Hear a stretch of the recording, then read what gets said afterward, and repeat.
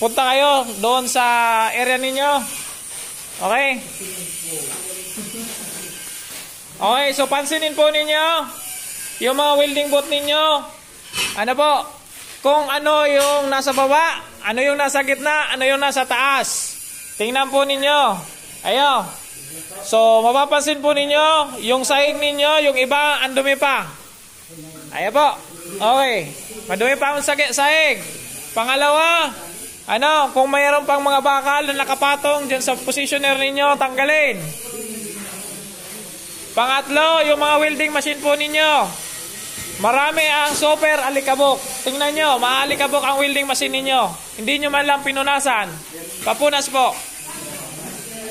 Welding machine, tingnan mo. Oh, super alikabok. Oh, tingnan nyo. Oh, super alikabok. Makina. Oh, halos lahat po, maalikabok ang makina. Pawalis po, papunas ng makina nyo. Yan po, pawalis na po dyan sa ilalim. No, yun sa ilalim. Yun o, madami pang dumi. Oh, walis po, walis. Yan, punasan or di kaya. Ito, may brush. May brush tayo dyan.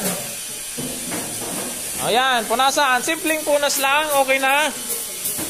So, kailangan po natin yan. Simple housekeeping. Kailangan po natin yan. Okay? Goods yan. So, yan po ang gagawin ninyo araw-araw. Simula mag-welding and pagkatapos mag-welding. Ano po? So, yan po yung assignment natin as welder. Ano po? Hindi lang po nag-welding. Dapat naglilinis din ng ating welding machine.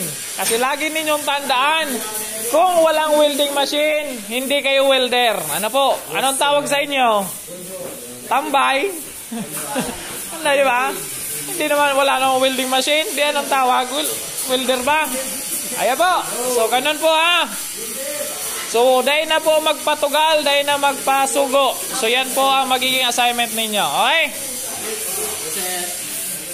Oh, kasi gusto na naman yes, sir. Okay na, sir. Okay na? Okay na, sir.